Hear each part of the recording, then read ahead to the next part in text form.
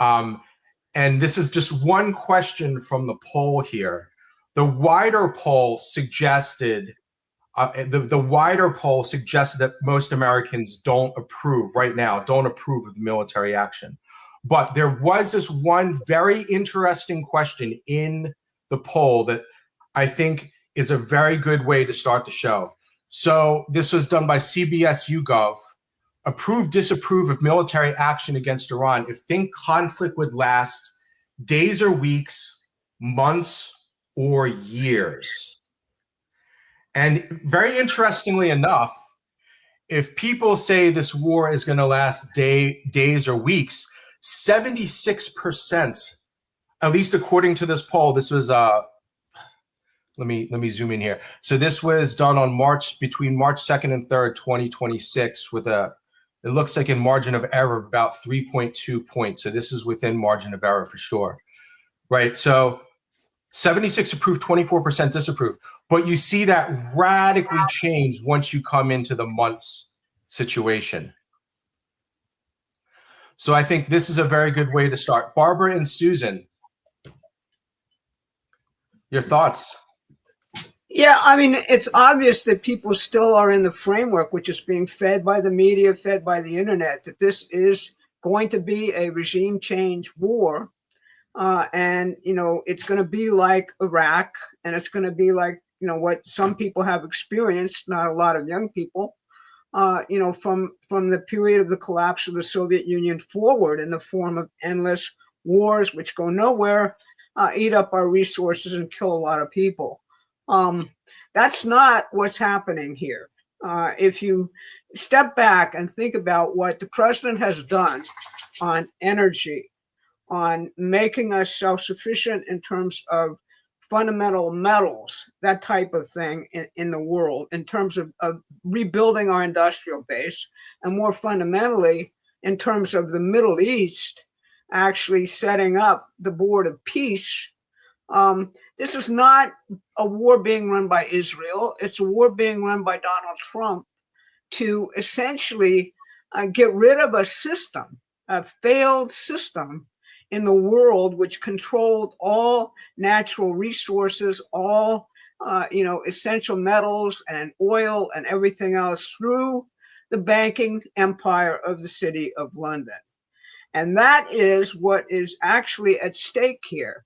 This is, as Susan has emphasized in her videos, the first war which Britain hasn't supported, probably in the post-war period, because they controlled all the wars and they ran the actual imposition of the theocracy in Iran, which we can get into a little bit as questions arise here.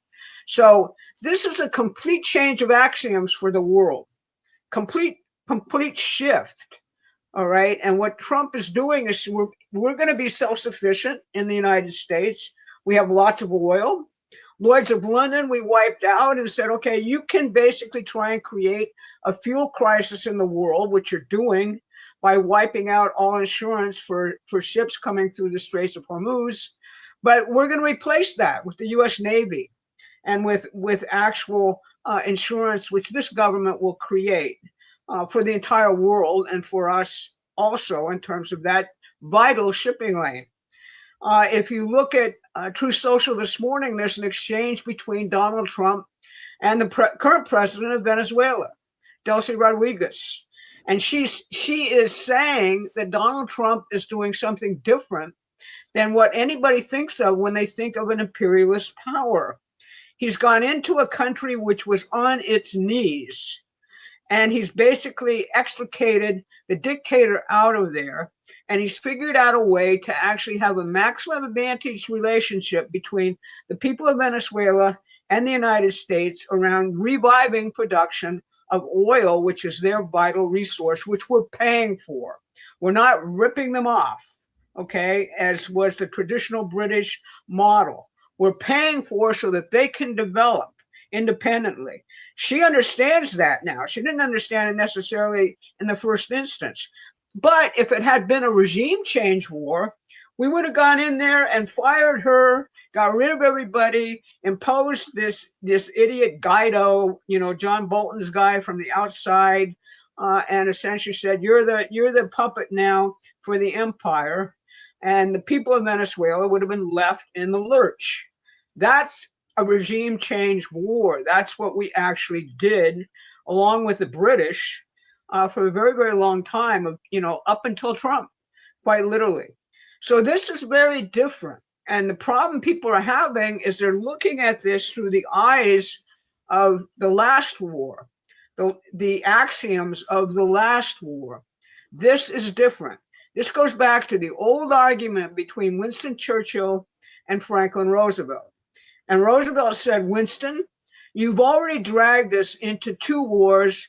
There's not going to be a third. And what's going to happen after World War II is we're not going into countries to basically rip them off. We're going into countries to help them develop. And that in turn helps our economy because of trade, because of great trade. Churchill was apoplectic, completely flipped out.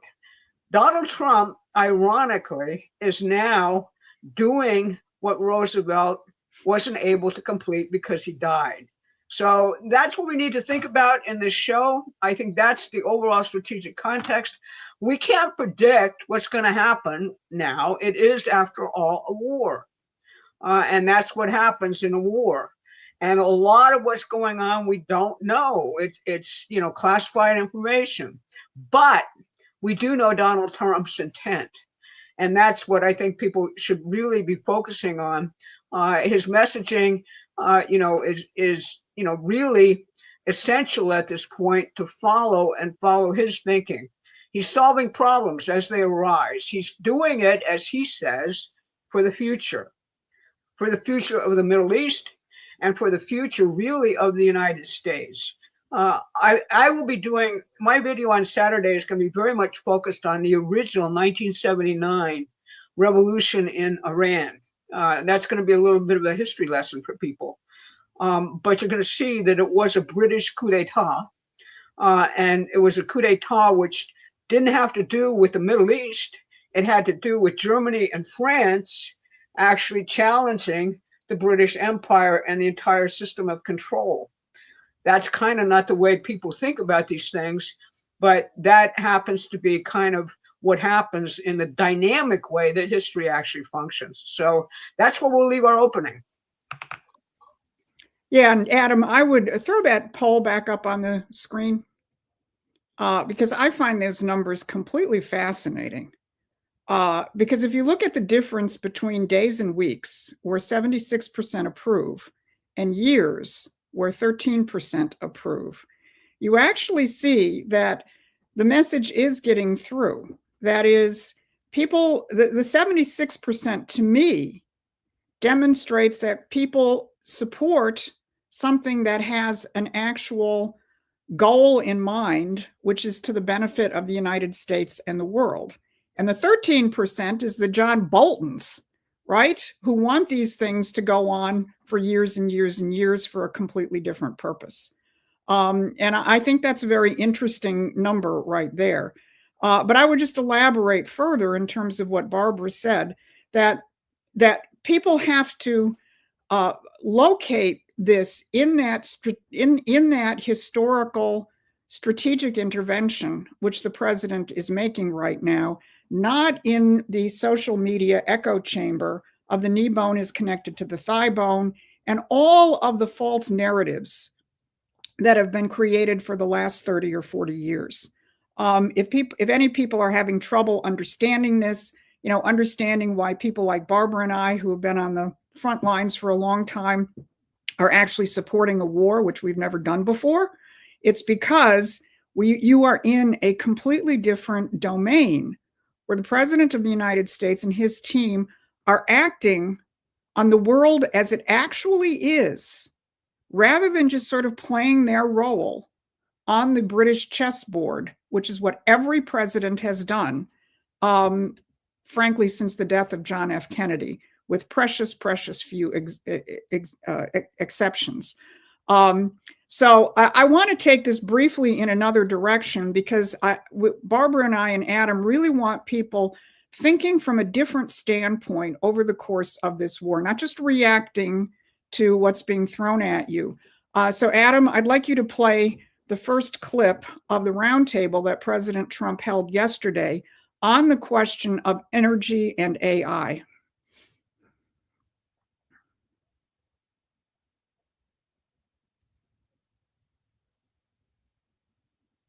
And the bottom line, it takes electricity like nobody's ever seen before. And I said, well, with an old grid, even if we fix it really well, which we're in the process of doing, you can't take that and double our electricity. They're going to have to build it themselves. And I told Mark, I actually told Mark, I told Elon, I told people, and nobody believed me. They said, you're going to let us build our own electricity? Because they've been so used to being beaten down and to have people with no ideas how to solve problems, and then the whole thing fails. It's a whole disaster.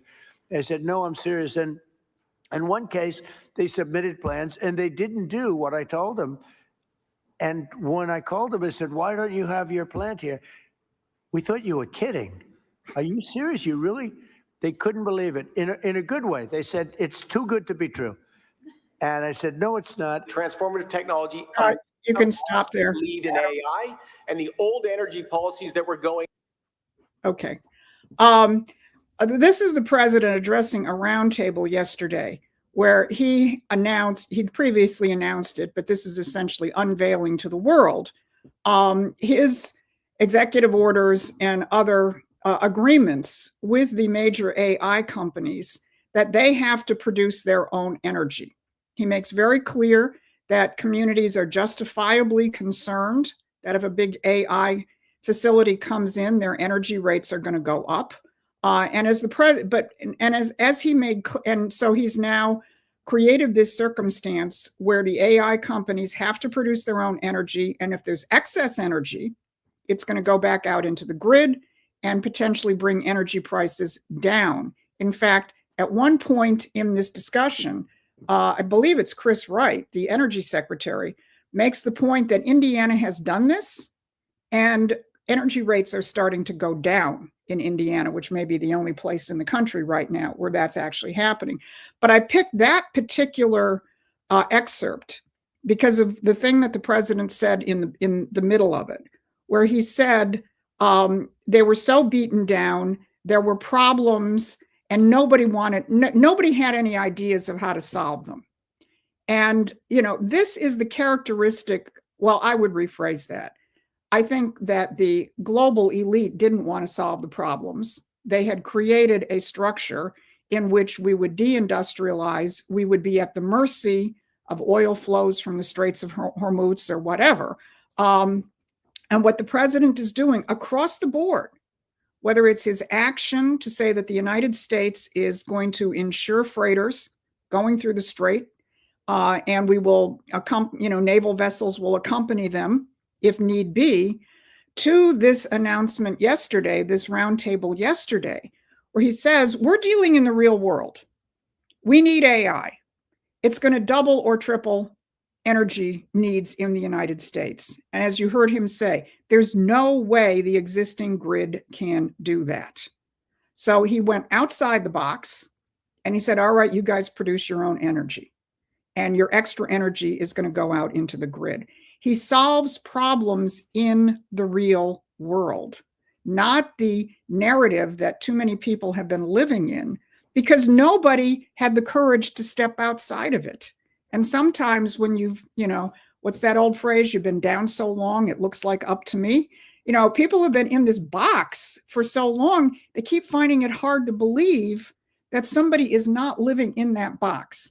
I just want to play this other short excerpt from the energy secretary, because again, it gets everybody out of the box.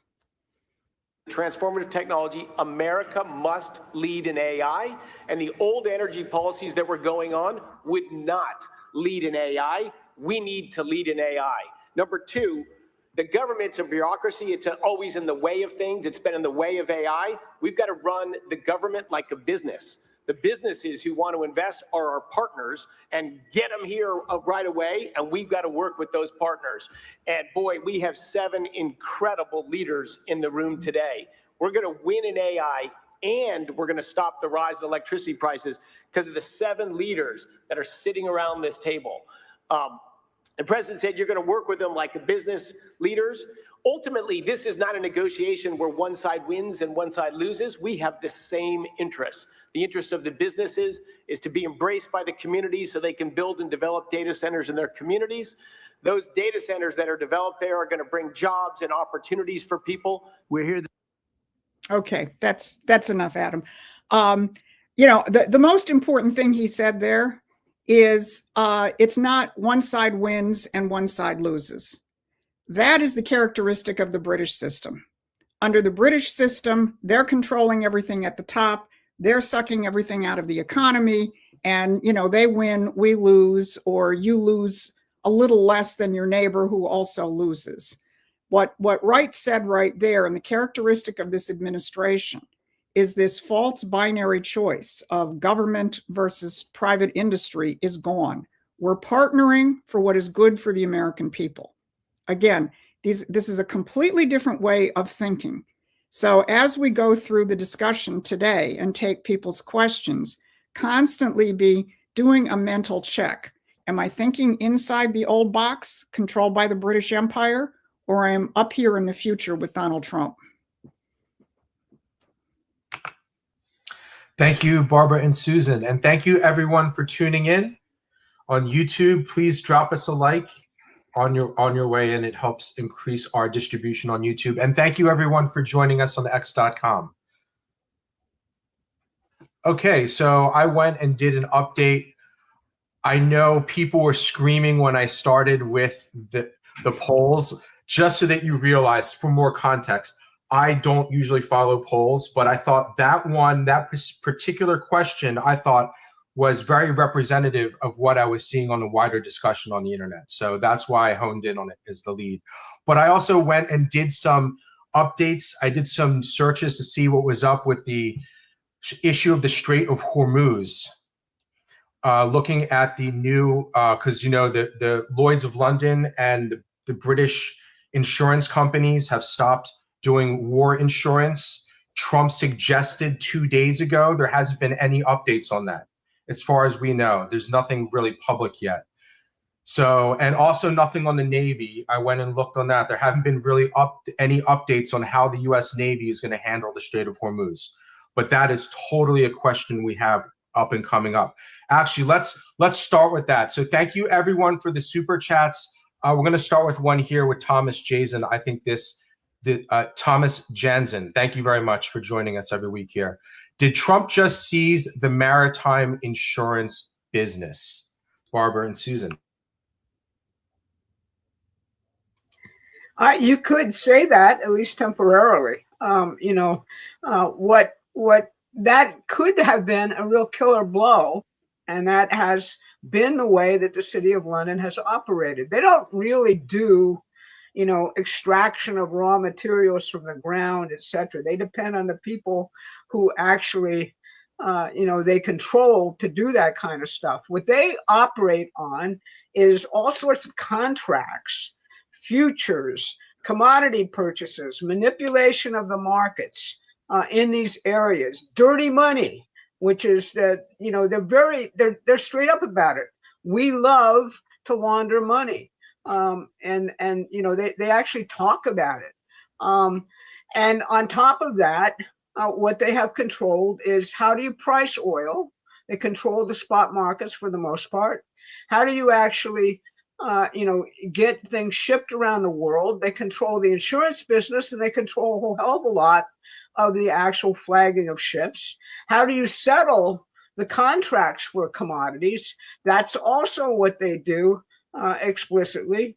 So it's all this imaginary stuff, which has very little to do with real things. You know, anticipation of risk. I'm not saying that's not real, but it's not the same thing as, you know, I go in, I'm a country, I go in, I mine my product, I sell it. And how do I transport it? Well, that's where the choke points come up in terms of the City of London. All right, that's how they have operated ever since, well, really explicitly since Margaret Thatcher's Big Bang, but, you know, also, you know, since the end of World War II. So, you've got essentially a situation in which now we've got a war going on, and there's a vital shipping route. Everybody knows from the time the war planners sat down and actually said what are our contingency plans for doing this, that protecting that strait was an essential aspect of protecting world trade. That's why Trump came up with the idea of saying, okay, the city of London may or may not initially, that's probably what he's thinking of, Lloyd's might take a risk on us. Not really. They were never going to do that. And Starmer coming out and saying, we're not supporting this, gives away the overall plan. Mark Carney, well, he's been on both sides of me, talking out of both sides of his mouth at this point. The order has clearly gone out in the empire. We're not supporting this. Why? Because it completely changes their system. That's why. I mean, they can talk about, oh, it's not an authorized war. It's too risky. You don't do regime change from the air. All this nonsense, which they're putting out there. But the reality is Trump is completely and has completely disrupted the system. And he said it over and over and over again. That's what he is doing. He said it in his national security policy. He said it in Munich. He's been saying it over and over again. Your system didn't work. It strangled the American worker. That's my metric. Now I'm basically initiating a new system inclusive of ensuring that the American people are safe for the future. And that's what his intention is about. I'm not, Israel has a corollary intention, but it isn't the same thing. Thank you. Yeah, I was gonna read a few questions here. So these questions are coming from our email newsletter subscribers. Thank you everyone on our email newsletter list. Thank you for being a part of that process. We have just reached over 100,000 email newsletter subscribers. That means people that are actually getting our email. And that's worldwide. Thank you everyone for joining our email newsletter. If you want to do that, we have a free emails newsletter. The link is in the description. So that's where these questions are coming up from this slide deck. So Joseph here, you kind of answered it, but let's maybe just recap it again. Outstanding coverage of analysis of Operation Epic Fury. None better. Do you see Lloyd's going back to insuring ships in the future?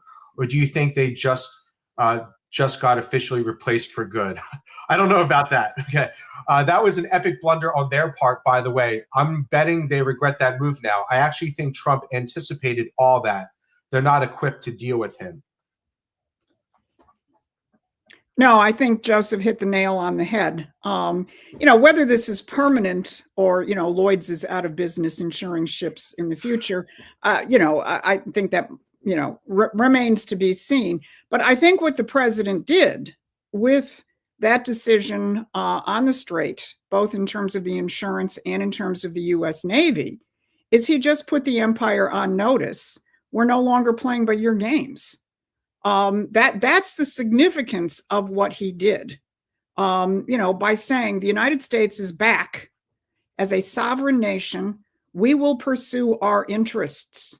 And as Barbara mentioned, in terms of the current situation with Iran, those interests overlap Israel's perceived interests, but that doesn't mean Donald Trump is doing this on behalf of Bibi Netanyahu. He's doing this on behalf of an American sovereign republic, which is now acting in its own interests and using its power, economic and military, for our interests, which actually happen to coincide with a lot of the world at this point. So yeah, Joseph, I think you're right on target, and they aren't equipped to deal with him as long as enough of us actually understand how he thinks and, are magnifying what he's doing and supporting what he's doing, rather than falling into all the social media chatter about this, that, or the other thing. Thank you, Barbara and Susan. And I have to give a quick shout out here to Mark Shawnee. Thank you again for the very generous super chat. I think you did. I'm almost certain you did this to us last week. Thank you. Thank you very much. I know I'm getting covered at the moment. Thank you very much, Mark. Okay, you're making a big difference, and many more people are seeing your updates as more are sharing them. The obstacle is decades of earned mistrust of our government motives. Keep driving home the positive message to trust Trump and keep the faith. It's going to be our second Independence Day. God bless you. God bless you too, Mark. Thank you so much. And thank you to all, and thank you, Mark, and thank you to all the other super chats that I haven't shown yet. I have them all up here. I promise you, I'm going to give you a shout out. I was trying to get a much stronger opening and a much faster velocity to value for this show. So, and I see that with almost 6,000 concurrent views. Thank you everyone for tuning in today. Okay, but I'm going to get to the two related questions that stay on topic. And we are going to be addressing the issue of Israel control.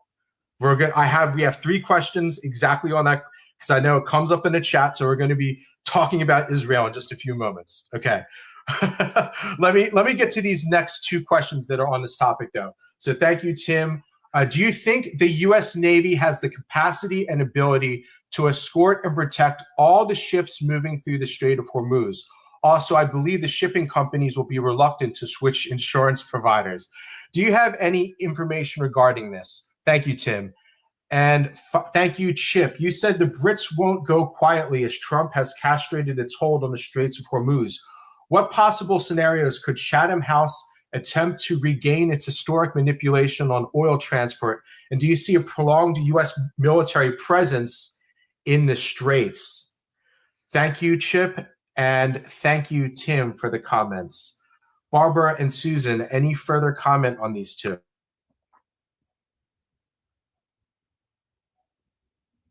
That's one of the things I don't know.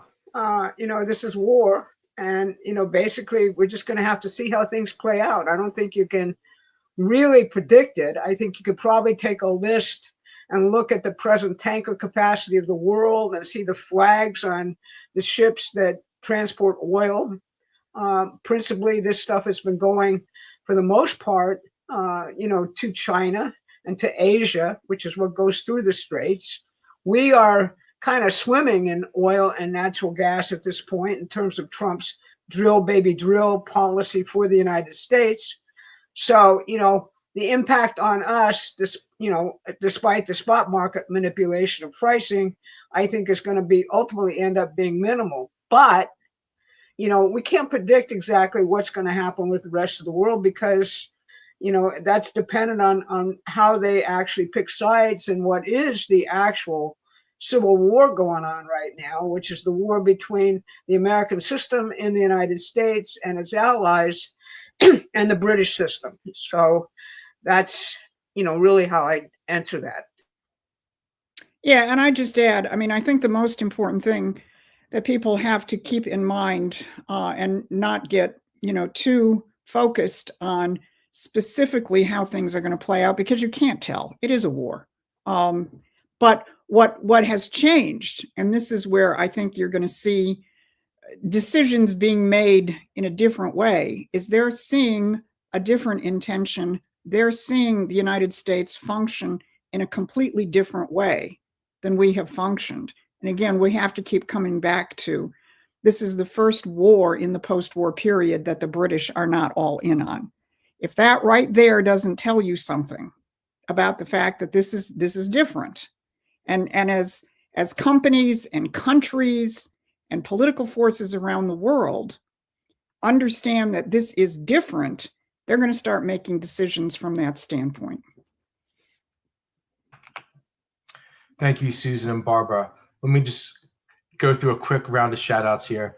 Thank you, Leslie in crazy Seattle. Yes, Seattle's very crazy. That's unfortunate because the entire Pacific coast is absolutely beautiful, including the Pacific Northwest. So it pains me to know that it's so crazy up there. Thank you for your support. David Gray, thank you for joining us again. Chad Womble, thank you for joining us, brother. I wish I didn't work nights so I could watch the whole show, but dying here, sending a 20 spot for all your work. Thank you for joining us before you head off to bed. Thank you, Dark Sky at Night, for joining us again. Grand Pedo Vic, I believe we need digital. I believe we need AI, but digital ID is the mark of the beast. They can't secure a Sparkplug. I think it's more than just digital ID. The problem with AI and all technology really is that it gets used as a tool of social control. They literally turn a productive tool of mankind into something that's literally designed to control mass amounts of human beings. So I think that's also part of it. It's not just digital ID. It's like using idea for mass surveillance, that kind of stuff. That's really the terrible part. Thank you for joining us again. Jamie Lavender, thank you. I don't know. I thank you for the super chat. If you're not a subscriber, please give us a subscribe and a like. We also have a free email newsletter. Thank you for joining us. Healing Singer, thank you for the super chat. We really appreciate you being here. Grateful for your out of the box reporting. Thank you, Patricia Smith. Again, please make sure you're subscribed to the channel if this is your first time here. So thank you, everyone. I have more super chats. I'm gonna hold these here for now, and we're gonna continue with the questions. So I think the next ones we're gonna take is maybe are maybe on a more international angle here. How does the attack on Iran affect China's economy? If so, what would China do to survive? And then I'm going to take this together with number 6. Thank you, David. Sorry, Adam, long question, but I will do it. Thank you. Number 1, why stopping oil from Venezuela and now Iran affects China's place in the global market? 2, why has stopping everyone except Iranian people to build their own government sent a massive shockwave through the empire? Trump, a man of his word, giving the power back to the people. 3, the Great Awakening. How amazing is it that the president and secretary of war now have people openly questioning why their own governments are not supporting the U.S. fully, even after their own bases were hit? Thank you, David, for the series of questions. So I guess the key thing here, though, is how does this play out with China and especially with the Venezuelan oil situation, which Barbara mentioned in the introduction? Well, I'll just take one crack at it and then Barbara can pick it up. Look, again, it's a question of what is your underlying set of axioms and hypotheses. President Trump has made clear in terms of Venezuela that China can keep buying from them. But again, to go back to the underlying hypothesis, look at the national security strategy, look at the new national defense strategy. Neither Russia nor China are identified as perpetual enemies. So what the president is doing in the Straits, some people are saying, oh, this is going to, or with Iran, he's going to use this against China, just like he was going to use Venezuela against China. No, I mean, if the Chinese are doing something which is inimical to us, in terms of operations on the ground in a place like Venezuela, that's over. But in terms of China's interests as a sovereign nation, which needs energy, the president is not out there to disrupt that. And I think his intention to keep the Strait open is beneficial for absolutely everybody. But in terms of your final 2 questions, yeah, the president is just shattering the narrative that's existed. And I think that 3rd point, the Great Awakening, how amazing is it that POTUS and the Sec War now have people openly questioning why their own governments are not supporting this.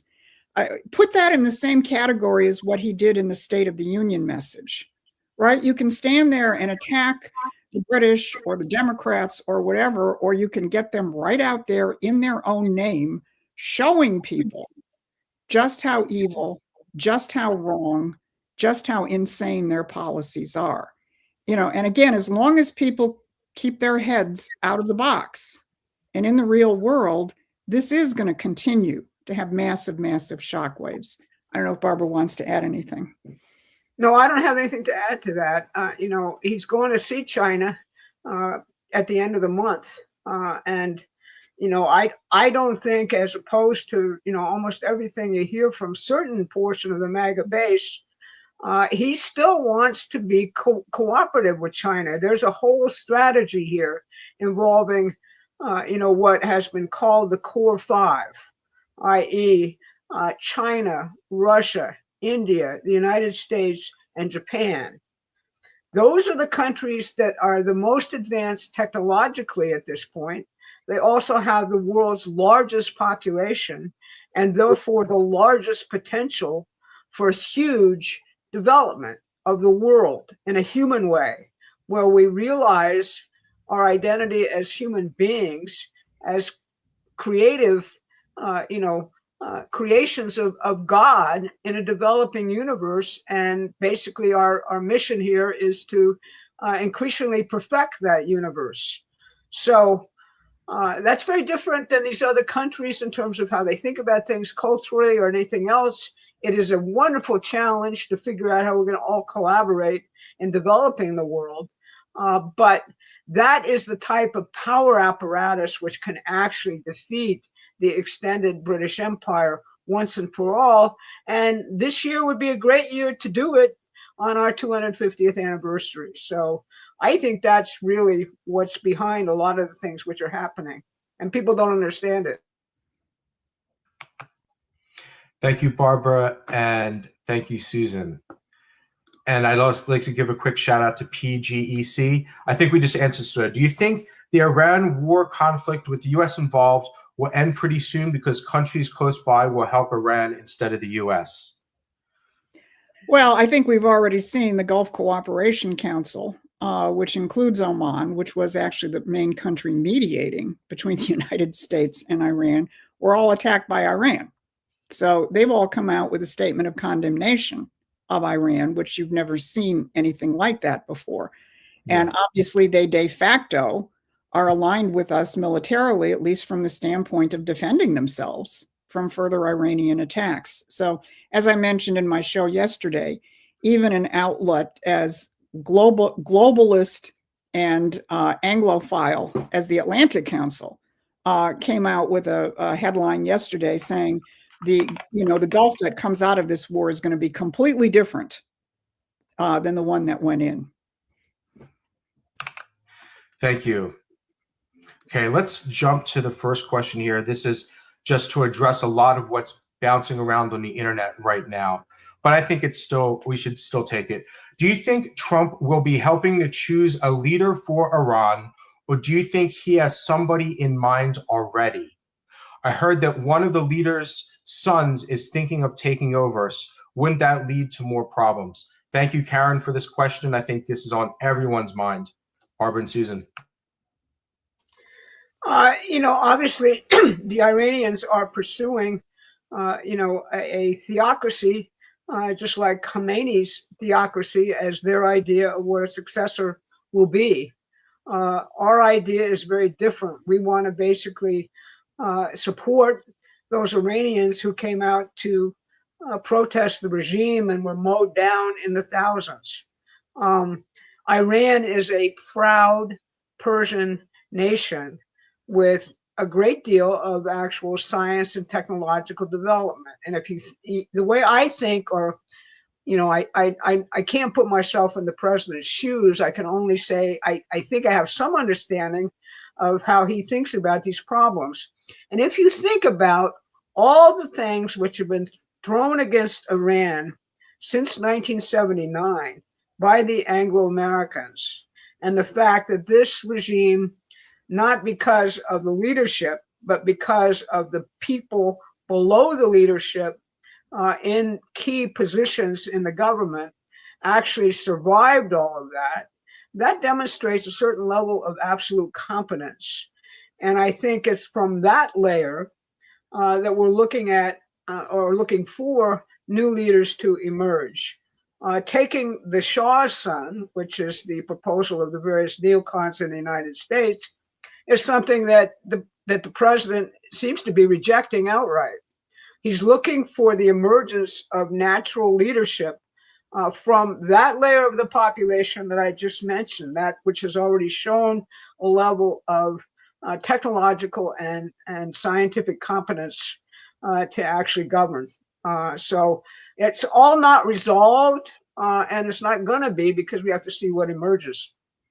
Yeah, I'll just get more specific. The president was asked explicitly about Reza Pahlavi, the Shah's son. And he said, well, he's a nice man, but I think we will be better off if you get somebody from inside the country, which is exactly parallel to the situation in Venezuela. As we referenced earlier, we saw the president's truth. The neocons, the regime changers, they wanted to get rid of Maduro and put in one of their people. And Trump did not play that game. So I think to the extent he wants the Iranian people to settle this, and to come up with somebody who actually can govern Iran as a representative of the Iranian people, not somebody who, as Trump said, is a nice man, but has lived outside the country for how many decades. Thank you very much. I'd like to give just a quick shout out to all the support we're getting in the Super Chat and from across the world. Thank you, all of our international viewers. Thank you. Stephanie, thank you for tuning in from France. We really appreciate having you here. Thank you for being a part of our community. By the world, thank you. A friend from up north, thank you so much. Melinda, thank you for joining us. Beverly Adams, we can't do the show without our repeat viewers, without our serial viewers. Thank you so much, Beverly, for joining us.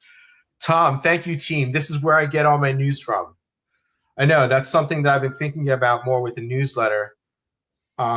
Maybe I should be putting more like breaking news updates in them for people. I'm not certain, but I know a lot of people are using us primarily to get the strategic updates in the world.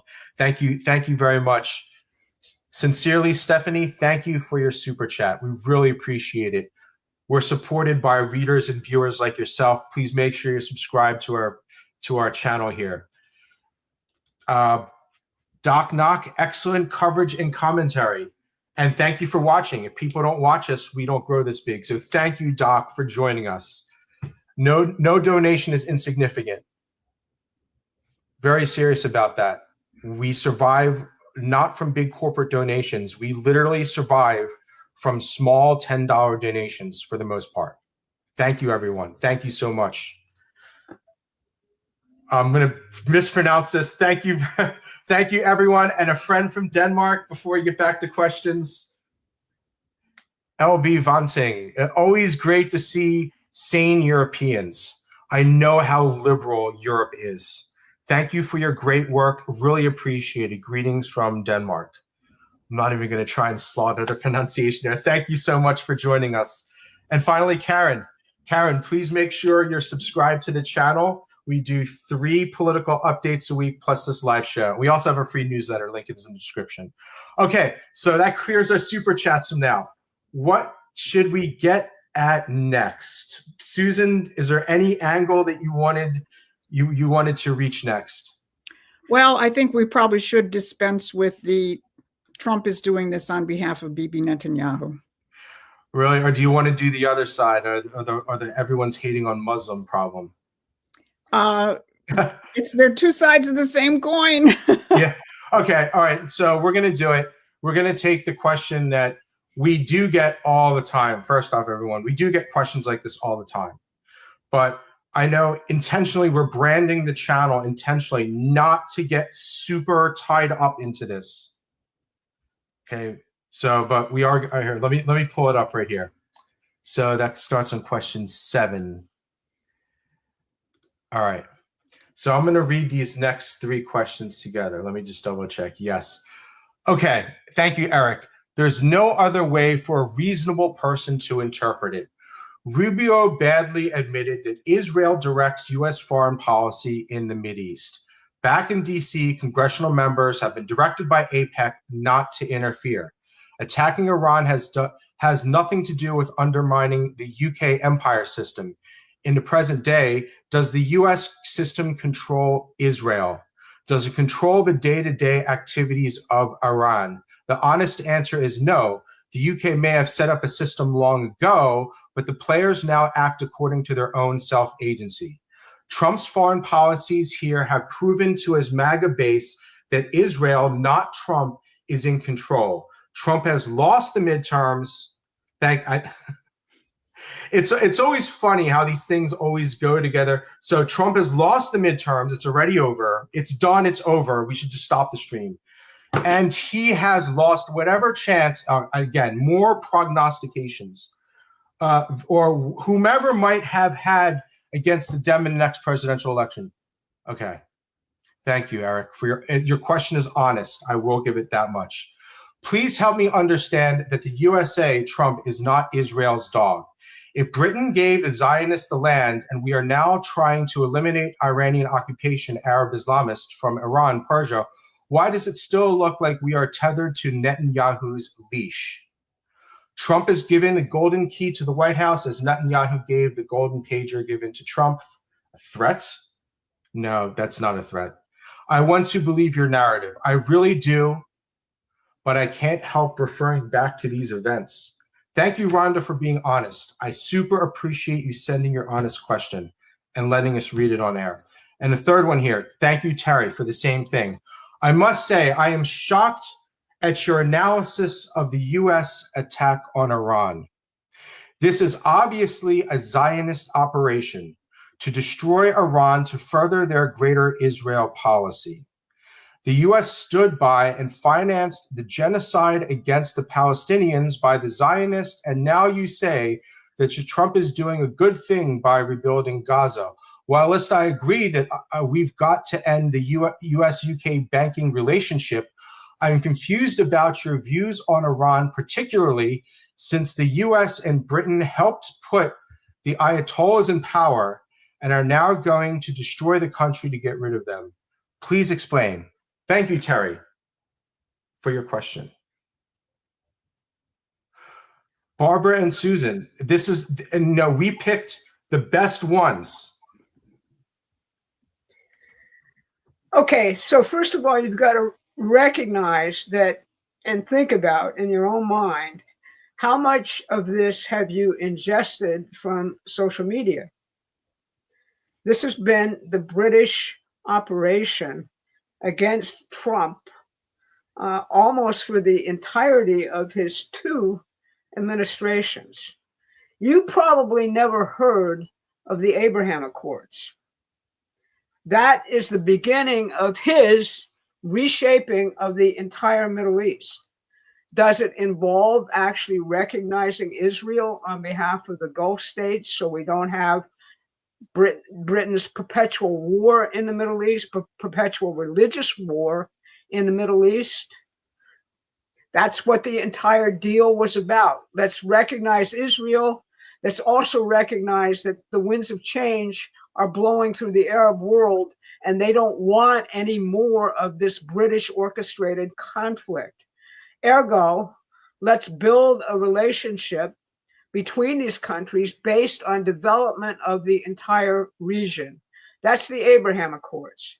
Shortly before October 7th, it looked like even under Biden, the momentum of what Trump accomplished in his first term was about to result in the recognition by Saudi Arabia of Israel and its right to exist. That changes the entire dynamic of the Middle East, which has existed ever since the Sykes-Picot Agreement, in which Britain and France carved up the area and assigned country lines to the entire area. All right, that's what Trump is actually overturning. Does it have to do now? You've been flooded for months with pictures of the destruction of Gaza, a long-term process which kicked off again on October 7th. By who? Hamas. It was shortly before the Abraham Accords were about to be realized even under Biden.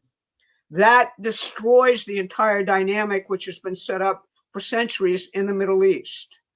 So that's why October 7th in Israel happened. It was designed to set off exactly that type of rage and fear in the Israeli population by Hamas. Who is Hamas? That is the Muslim Brotherhood, the Israeli branch, if you will, of the Muslim Brotherhood. How had that worked under Netanyahu and under Ariel Sharon? Well, essentially, Hamas was paid by the Israelis and the British to actually run Gaza, to undercut the secular authority of the Palestinian Liberation Organization, to undercut everything that happened under Yitzhak Rabin, and an attempt to actually settle the longstanding conflict. It's a complex picture, but I think from what I'm telling you, that you begin to get a picture of the moving parts in this particular drama. A major part of it is the Muslim Brotherhood. That is an invention of British secret intelligence. For what reason? We want to have permanent religious warfare in the Middle East so that we control the oil market. In other words, while everybody is fighting tribal warfare, the most primitive kind of warfare, can a nation develop? Can it actually have the expertise to run its own oil industry? Can it have the expertise to arrange the shipping and everything else? Not going to happen. That's how the British have run things for centuries. Religious warfare, which is what you're now being introduced to in the United States. We have religious warfare going on in terms of Muslims. We have religious warfare going on in terms of Jews. We are getting into the old tribal dynamics which the empire flourishes upon. The way you get above that is through overall economic development. And that is what Donald Trump is doing. If you get on a satellite and you look at the Earth from space, you say to yourself, you get a whole different view than the boxes which controlled social media is trying to put every single one of us in. And Trump is constantly thinking, checking himself, saying, I'm thinking outside the box. There are numerous instances that you can cite if you go through the record where he and Netanyahu have disagreed. There are numerous instances. If you look at Fox, you might think and might agree with the hypotheses being put forward here, because what are they doing? Which I think is an overall operation. They're putting every neocon in the world on to actually tell you, Mike Pompeo, John Bolton, General Stupid from the Pentagon, who's been in every single war to analyze things. You've got the whole cast of characters from the previous wars, and it is deliberate. That's who they're putting on because they want to remind you or make you think this is the same thing. So we have to basically constantly check ourselves and get outside that narrative because it is not reality. So that's how I'd answer the question. Adam, could you go back to the first question in that series, the one that talked about Rubio? Yeah. Look, here's what Rubio said, and here's what Steve Witkoff said. I think it's extremely important for people to be very clear, as opposed to, the way people have been off to the races at the narrative. Witkoff was interviewed 1 or 2 days into this, and he was asked about the negotiations. He said, look, from the very get-go, this last round of 3 negotiations with Iran, the Iranians came in, they were very clear. We're not giving up 60% enrichment. Now, there's only one reason to have 60% enrichment. It has nothing to do with civilian nuclear power. Witkoff said, we offered to provide them with enriched uranium for free for 10 years so that they could have their civilian. They said no. He said, at a certain point, pretty much after the second round, we decided this ain't going nowhere, but we'll give it one more shot. And they did the third round. Then the president decided, that's it. This is not a serious negotiation. We're going in. What Rubio said is we had made that decision, but then the timing of it was determined by the fact that we weren't going to let Israel do it first. So pay attention to what is actually being said here by this administration. They made the decision and they made sure that the attack took place on American terms. I love it. It's such a meme, right? He's already saying you really have to be careful. Trump has already lost the midterms. You know, if that's what you really think, then why are you sending in this question? It's already over. And he has lost whatever chance Vance. You're so committed, it's already over. Which is exactly the purpose of that narrative. That is the purpose. It's over, right? I know. I don't know exactly what parts of the internet, Eric, you hang out in, but I have a very good sense, a very good flavor of what it probably is. It's over. It's already done, right? It's over, and then next week when something else happens, you're going to be like, "Oh, we're back," right? Dude. Or as a friend of mine often comments in terms of these kinds of things, I'm sure glad you weren't advising George Washington. Thank you, Barbara, and thank you, Susan. I'm sure this question's going to come up again because this is a serious thing. Anything else to say on this topic before we move over? Well, let's flip over to the other side. Let's flip to the Muslim side. Okay, hold on. Yeah, we're in that world. Yeah, let's do it. Hold on, it's number 25 and 26. All right, and again, these are only two of a set of representative questions we get. Last week, you were emphatic that we don't have an Islam problem in our own country. Have you seen the New York City calls to prayer, Texas and other states having issues with the push for Sharia law? Thank you, A, for your honest question. And Bazia, I would appreciate Susan's response to this post on X. Dearborn Henry Ford Community College professor Ali Akbar Shadid, Trump made a huge mistake by killing our leader Ali Khamenei are going to continue on his path. We are going to hold his blood and ideology and teach it to our children. I assume you went and saw that tweet. Yeah. Okay. Go back to the first one. Look, you've posed this in the wrong way.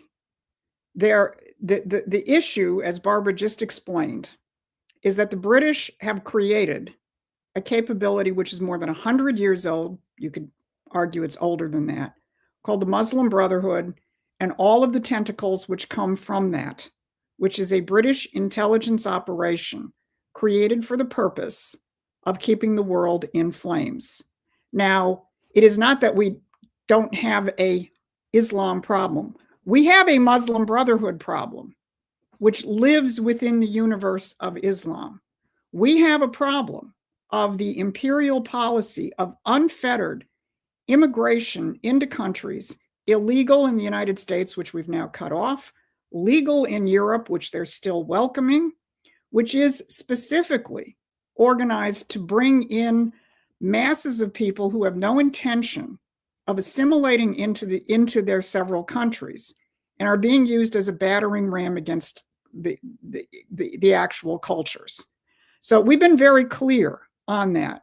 What I am absolutely holding my ground on is people who then take the broad brush, looking at what is happening in Britain, looking at individuals. I didn't look up who that professor was at the university, Henry Ford Community over in Dearborn. I will when the show is over. You have a problem in the United States of people, not because they are Muslims, but because they have adopted this imperial version of radical Islam and are intent on, being, and their controllers are deploying them for that purpose. But the big problem that I have is that you're then taking the rest of the patriotic, God-fearing Americans who practice a different religion than you do and throwing them in the camp of terrorists. There was some other thing. Why did President Trump endorse that terrorist mayor? Well, actually, President Trump didn't endorse the mayor of Hamtramck. The mayor of Hamtramck endorsed President Trump, and that was one of the reasons that Trump actually took Michigan. So for all of you people out there, who are hysterical about Sharia law invading your city. I mean, if there is an operation being run in a particular area, it should be dealt with.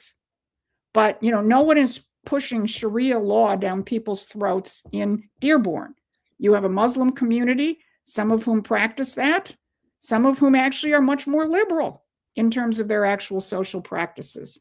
So it really falls in the same category as the Jews did it all. You take a religion, you take an ethnic background, it's no different than saying blacks are stupid. Honestly, that's what it is. So people who are sitting out there with these broad brushes, should just take a deep breath and then also put yourself again in history. Throughout the 50s, the 60s, the 70s, the 80s, the enemy was communism. Did you ever hear anything about Sharia law? Did anybody have any problems with the very large, peaceful, integrated Muslim community in southeastern Michigan? No, you'd never heard of any of this. And then the Soviet Union fell. We no longer had that as the enemy. And Samuel P. Huntington, a top operative, a very evil operative of the British imperial system, writes the book, The Clash of Civilizations. And he basically says, oh, we need another enemy image. And isn't it convenient that the British created the Muslim Brotherhood and everything that spun out from it, which is ISIS and Al-Qaeda and everything else, which if people have studied their history know at various points, the United States intelligence community and the British intelligence community supported, so that we would have an enemy image so that we could continue to keep everybody at each other's throats.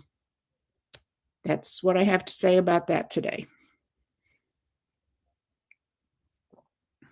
Thank you, Susan. And I wanted to pull up this book, Clash of Civilizations, because this has become one of the leading policies of globalization, was cited by Samuel P. Huntington. We put Samuel Huntington in several of our videos already, I think.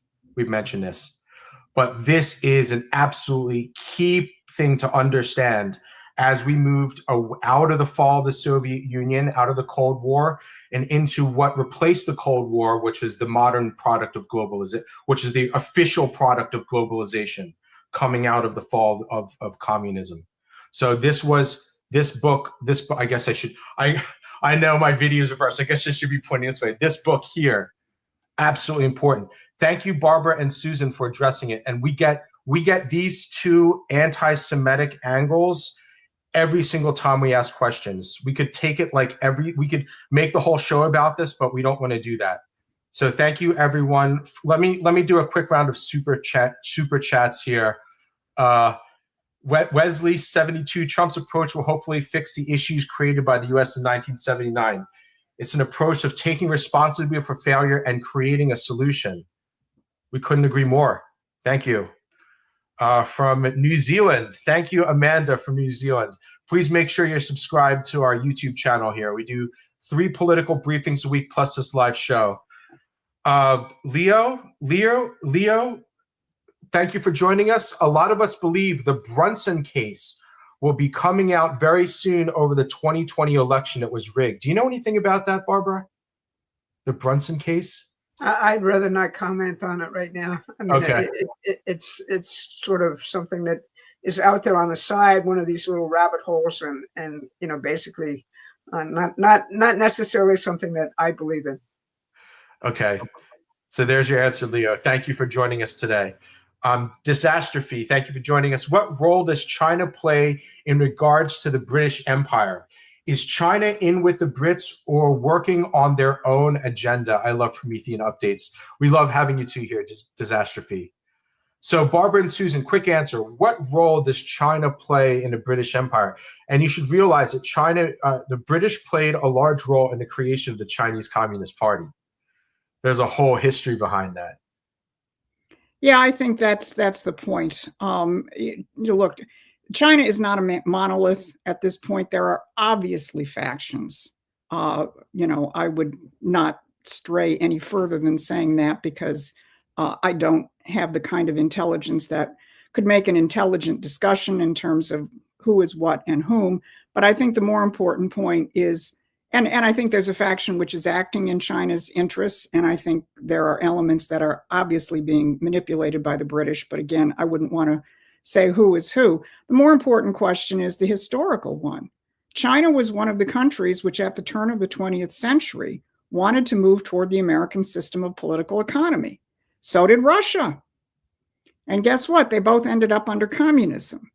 Russia a little earlier than China, and Russia got out of it, whereas China hasn't. So you have to ask yourself the question, maybe, where did all of this come from? If you have two very major countries who are trying to partner with the United States and model their economic development on American system policies. In the case of Russia, it was Count Sergei Witte, who was the economic advisor to the last czar. In China, it was Sun Yat-sen, who was an open American system advocate.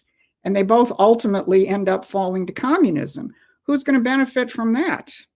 So, that's what you have to keep in mind when you think about these questions. And I think whether Trump thinks about it in those explicit terms or not, does he know Sun Yat-sen's history in terms of the American system? Does he know about Count Sergei Witte? I don't know. Donald Trump always surprises me. Maybe he does. But it doesn't matter, because he comes at it from an American standpoint, which is there's a sovereign nation there. And he recognizes in some form or another how nations have been played as pawns on the chessboard. And he's saying, I'm going to work with the forces that represent that sovereign nation.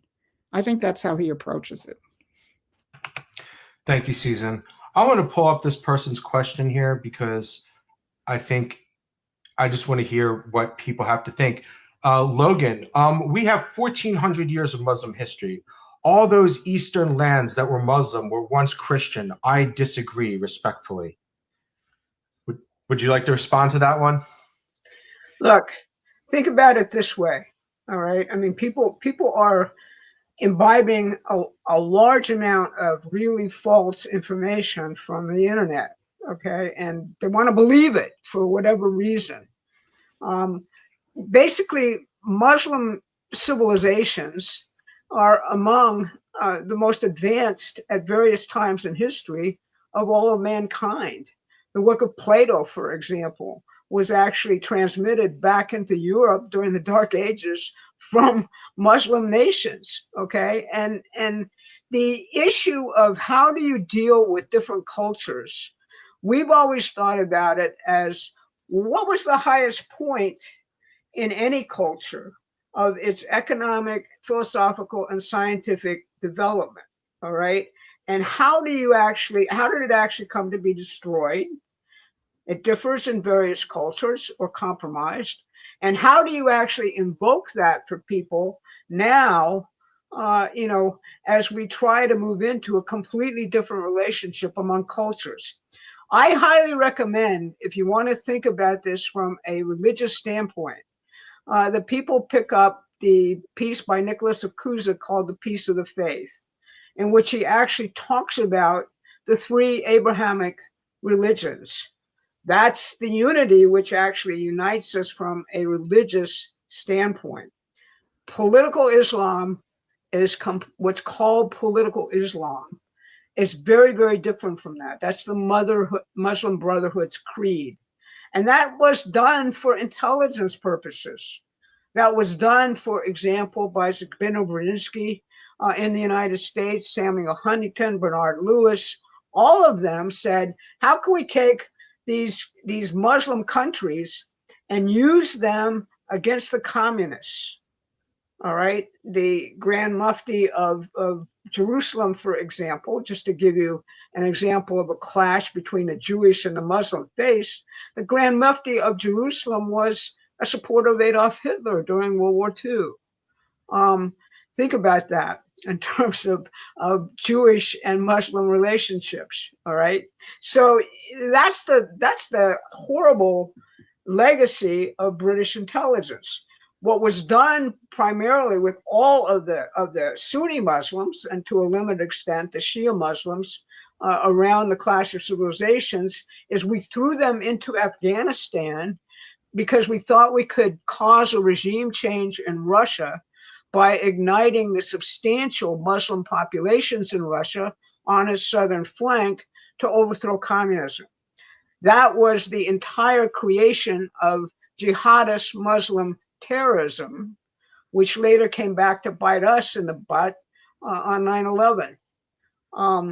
And, the intelligence relationship to political Islam, to me, is really really represented by an email which was released by WikiLeaks involving Jake Sullivan to Hillary Clinton, describing ISIS and Syria, saying, remember, ISIS is on our side in this one. Okay, does that give you a sense of the manipulations here? So, you know, if you want to learn history, read actual history. It's out there. Don't rely on what people say history is on the internet. Yeah, and I would just add one other thing. Go back to the post-war period. You had most of the nations in the Mideast were secular and allowed complete freedom of religion. Egypt, Syria, Libya. You know, you had Christians, Muslims, Jews living in a secular society. And now what has happened since then?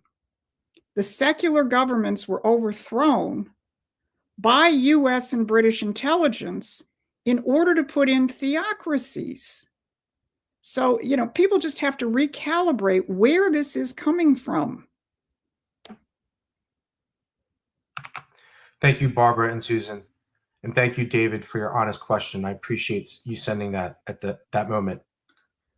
Okay, we're gonna, let's see. Why don't we get to the midterms? Midterms, yes. Let me get rid of this comment though. Okay, the midterms. I think I had that lined up. Number 14. Whoops, wrong one. There we go. Thank you, Mark, for this one here. With the North Carolina and Texas primary results now in, as it appears to, with the North Carolina and Texas primary results now in, it appears to be alarming. I know both Susan and Barbara have been doing this for a long time, so I would appreciate your input on the results. How alarming is this, and what should be our course of action to avoid defeat in the midterms? Okay, so North Carolina. So Democrats win with about 200,000 more voters, and in Texas, Democrats win with almost 236,000 more voters. And to make it worse, the Republicans now have a runoff to worry about. The saying Republicans don't vote in primaries or midterms seems to be just making excuses. Also, who are the Republicans holding up the Save America Act? Do we need to mass message them and their donors? Thanks for all you do. Thanks for joining us in this fight, Mark. So Susan, Barbara, your thought? Well, I had a chance to look at Texas in a little bit more detail before we got on. I didn't get a chance to look at North Carolina. Actually, the vote totals of both Democrats and Republicans were bigger in 2026 than in 2022. But the Democratic vote total was much bigger. So it's not like Republicans didn't turn out, but more Democrats turned out than Republicans. Here's my hypothesis, and I think our friends in Texas might have some agreement with this. You have a severely compromised Republican Party in Texas. You have the Bush influence. We know from our people on the ground that many, many, many Republican candidates were being told, don't run on Donald Trump's record. You know, run on the basis of, you know, you got to clean up your local dog catcher or something like that. Or as we saw in the special election in the state Senate district outside of Austin about a month ago, about 5 weeks ago, you had a Democrat that essentially took Trump's economic message. It was a trade unionist who went out there and campaigned about jobs and the economy and the dignity of labor, which, by the way, are all Donald Trump's themes. And you had a Republican candidate who outspent the Democrat, I think it was 3-1, Barbara can correct me, and just went out and hit the social hot button issues. So, you know, you already had the writing on the wall in terms of that election. So what you saw overall in the state of Texas is the Democrats are making this midterm about Donald Trump. And yeah, they're getting people to come out and vote because they're making the midterm about Donald Trump. What happens if the Republicans don't? If the Republicans say, oh, it's not about Trump, I'm afraid of Donald Trump because it's radioactive. So I'm going to go campaign on boys and girls bathrooms, which, by the way, is a fight I think, mentally we've already won in this country. So people say same old on the Republican side. We didn't get the enthusiasm. Again, you actually had more votes than 2022, but compared to the Democrats, it was less. And this is the first time I think I saw since 1990 that the Democrats outperformed in a primary, with this kind of margin. So the problem that we're running into, and I haven't had a chance to look at North Carolina, so I'm not gonna transfer the analysis to North Carolina. The problem that we have in Texas, is a limp Republican Party, which doesn't want to carry the banner of Donald Trump out there. Now, we do what's called a midterm boot camp. It's an every other week live Zoom discussion. And Adam, maybe you can put the Promethean PAC. There you go. This is hosted by our political action arm, Promethean PAC, which has a separate website than Promethean Action. And you'll see where you can sign up for the boot camps on that page. But about, I don't know, maybe 6 weeks ago, we had 2 Texas candidates on our boot camp. One running for Congress, a young man in his 20s, running for Congress for the first time, Alexander Hale, and Helen Zhao running for state rep, both in similar areas of relatively low income, heavily Democratic areas. They got on our boot camp and they said, look, we're going into these areas and we're campaigning on Trump's economic policies. Helen won. She's the state rep candidate now, and she's running against one of the most powerful, crazy liberal Democrats in the state house. And she will be campaigning on these kinds of policies. And Alex made it into a runoff for Congress. And our friends down there think he has a good chance of winning the runoff. Again, campaigning on Donald Trump's policies. If the Republicans do not do this, they will have their asses handed to them. And that is our job. We have to build a fire under every single candidate out there that we will support them because they are taking the point on Donald Trump's economic revolution. So that's my analysis of what happened in Texas.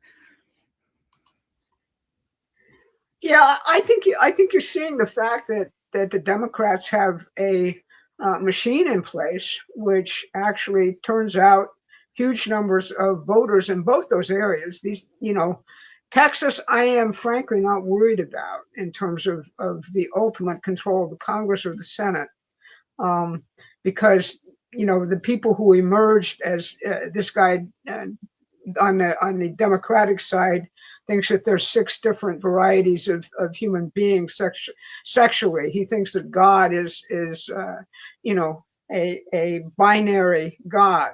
You mean Tallarico, the Senate? Tallarico, all right, in terms of the Senate race. I just don't think in terms of Texas, that's going to get very far, no matter what, the Republican Party does in terms of sitting on its butt. North Carolina is a little bit more differentiated in the sense that, Michael Whatley, the lead Senate candidate, is pretty new to the game, and he's running against a former governor, and the Democrats really think they have a shot there. So you have tons and tons and tons of money pouring in, and what I would suspect is that you have kind of a Republican Party sitting on his butt. And you can't discount the efficacy of the media operations, which, as we said before, are designed to say, Trump has already lost the midterms. Why should I turn out?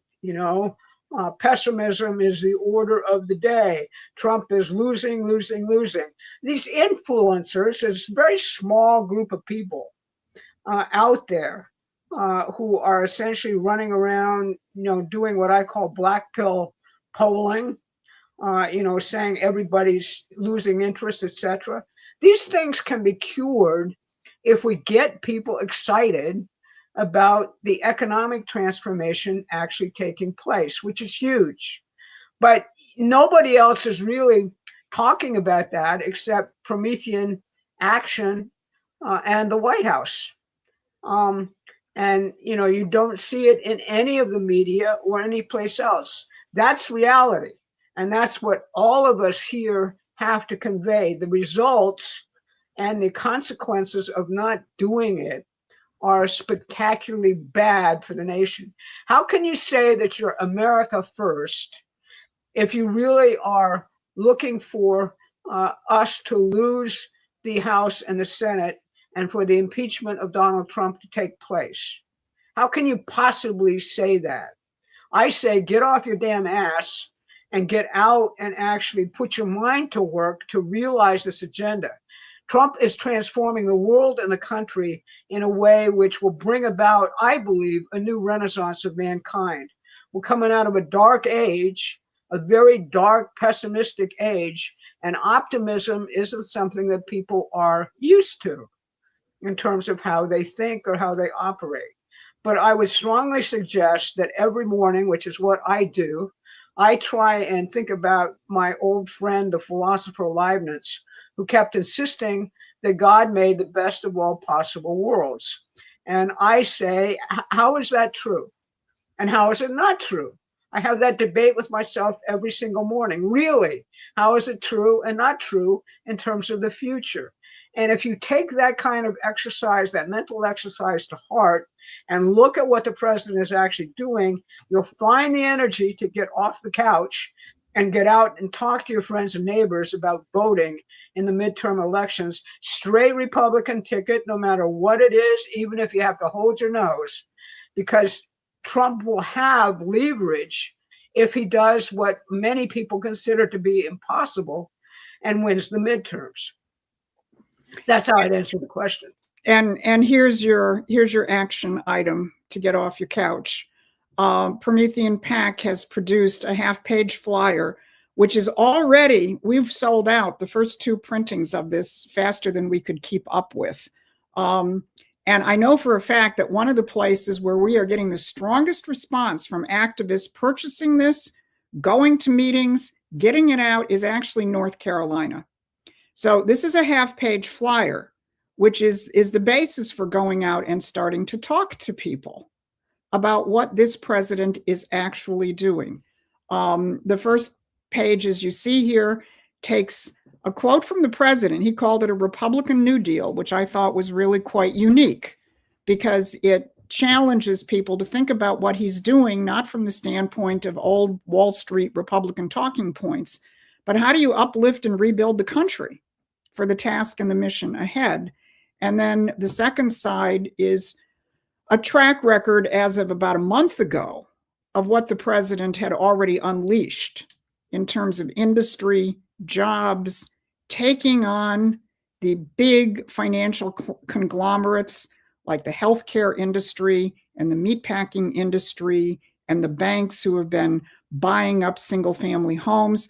The president is taking on all of these things. It actually is a New Deal in Republican form.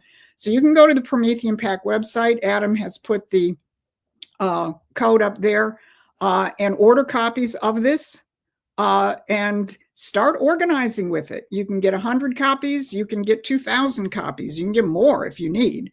And recruit other people to spread the good word. Because again, if we put this on the top of the ticket, remember why we voted for him in 2024? We voted for him because the Council on Foreign Relations, the globalists, have been carrying out deliberately the controlled disintegration of our economy for 50 years. They said it, we've documented it, and you've lived it. And we put Donald Trump back in office in 2024 because he was committed to reversing it. He couldn't do much in his first term. His second term, they're doing it. They're carrying out an economic revolution. And people who are sitting there saying, I'm not going to vote for him because he's run by Israel, or I'm not going to vote because we still have voting machines. I mean, you know, it's like surrendering in the middle of the war because the going is tough, or, you know, enemy propaganda has told you something which you've swallowed in the middle of the fog of war. So this is your immediate ammunition right now. I encourage people on this call in the United States. It's geared for the midterms, of course. We love our friends from Australia and Canada and Britain, but probably not quite appropriate for you at this point. But for our American patriots, get copies of this, circulate it, help us spread the actual good news and pull people out of the matrix. Thank you, Barbara and Susan. And just for a little bit more context, we have two organizations. We have Promethean Action and Promethean PAC. The difference is Promethean PAC is a federal political action committee, and we can spend money. The PAC can, Promethean PAC, which is who's doing this leaflet. We can directly intervene into federal elections in the United States.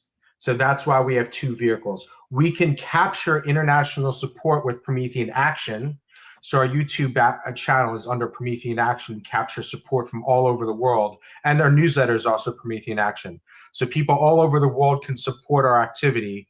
But then when it comes to operating on the elections, that's where Promethean PAC comes in. So just as a little bit of clarification so people have an idea of what we're trying to do. All right, so the link is there, and we also have a QR code, so you can check that out too. But I'm going to pull that away. You can go back and rewind a little bit if you need to see those again. Okay, next questions. Let's. I'm going to take questions on, I know, yes, we're going to take another midterm question on the Rhinos versus independents. That's right.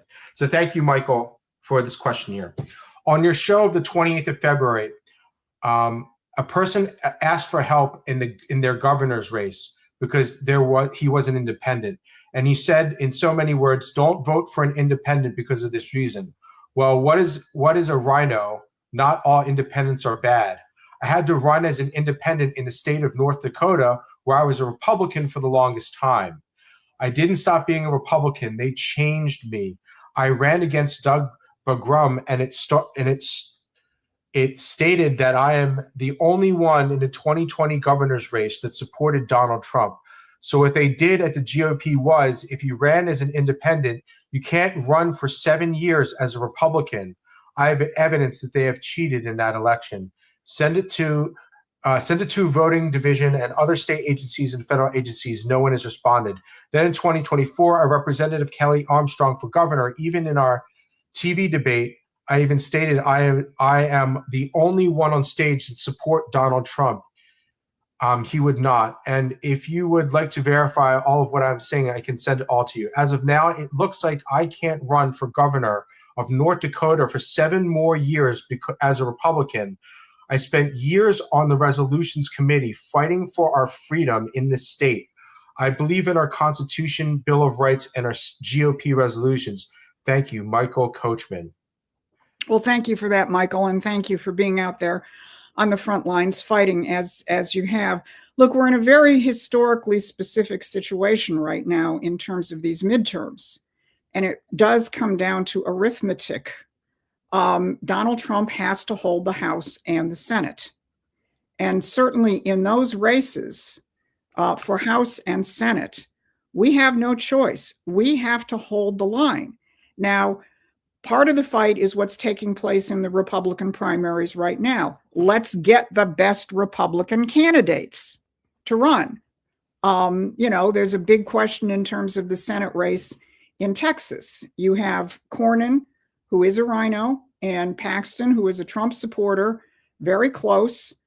Trump put out a tweet yesterday saying we can't have, a bruising runoff. One of you's got to back off, and I'm going to, if you don't, I'm going to endorse somebody, which he really doesn't want to do, because we gotta close ranks behind the fact that we have to hold the Senate and we have to hold the House. So for those of you who still have primaries out there, make sure we don't get rhinos.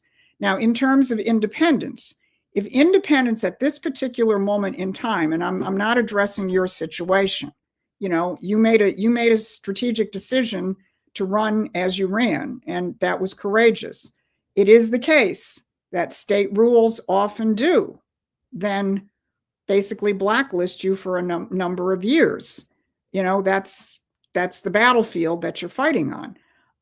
But, you know, in many cases, like here in Michigan, we have an independent running for governor. It's the former mayor of Detroit, who's like the darling of the World Economic Forum.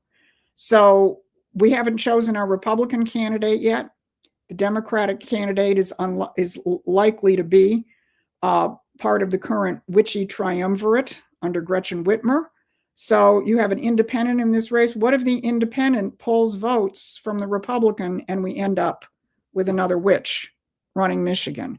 So that's my concern about independence in this particular 2026 configuration, especially as it relates to the House and the Senate. You know, again, you made a decision from from your vantage point of what you could best do, and it sounds like you did best represent President Trump in these debates. But yes, you are now stuck with the consequences of that, given the rules that you have. I would just say, keep fighting, whether it's as a candidate or not. Get our flyers. Go out there and build a bigger movement in North Dakota, whether you're a candidate or not, to actually create the kind of support which is needed for the president at this point. And in terms of Doug Burgum, you know, I wasn't a big fan of him either, but like so many people who have been pulled into the president's cabinet, they are, you know, at least temporarily, they're being transformed as instruments of Donald Trump's policy. Thank you. I wanted to resonate on something you just mentioned, Susan, that I think the thing about building your own movement in your state is absolutely key. And politics, you have to realize, especially as these generations, like the Gen Z and the Gen Alphas that are coming up under the millennials, where their world is even more defined by social media and social media apps, building an effective social media presence is going to be incredibly effective for all political campaigns moving forward. And it's only going to become a bigger issue as a Generation Z and a Generation Alpha comes. Politics is going to be increasingly decided by people who can control large swaths of attention on these platforms by making content every day. So that's what I try to tell people. It's, if you want to get your message out there, you have to basically teach yourself and discover how to use social media to get that messaging out to the world. So I would also make sure you get in contact with us. Are you on our midterm boot camp? Probably. Okay. Thank you, Barbara and Susan. So next set of questions here. Let's go to the UK-US special relationship, because I think that is another topic, especially after this whole Lloyd's thing and the British insurers pulling out of the war insurance for the Strait of Hormuz. Okay, so we're going to take these three questions, which all go into special relationships. Can you give me more details about why Great Britain and the US have a diminishing relationship? Details, please. Thank you, Gary. Thank you, Evelyn. Is the term special relationship a euphemism for something more sinister? And does it apply to the UK's relationship with Iran over the past decades? The UK's relationship with the US, or both? Thank you, Evelyn. And the third one here, Brian. Were previous presidents fully aware of this special relationship and the significant impact of the British Empire on American financial and political policies? Thank you, Brian, for your question. So Susan and Barbara, what's the larger role of the special relationship that everyone's been talking about between the United States and the United Kingdom? Well, this is really the nature of globalization. That's what you're really talking about. The so-called idea that sovereign nation states should cease to exist in the world, and instead we should have a grand global empire run by the financial elites. That's what we've been living through. And that's what the British, what you might call the Third British Empire after World War II, was set up to accomplish. After Roosevelt, almost every American president became a captive of this empire, primarily through the relationship of our intelligence services, but also through the complete destruction of an independent American cultural and intellectual tradition. In other words, our history, our vibrant actual history, our unique historical presence in the world was wiped out.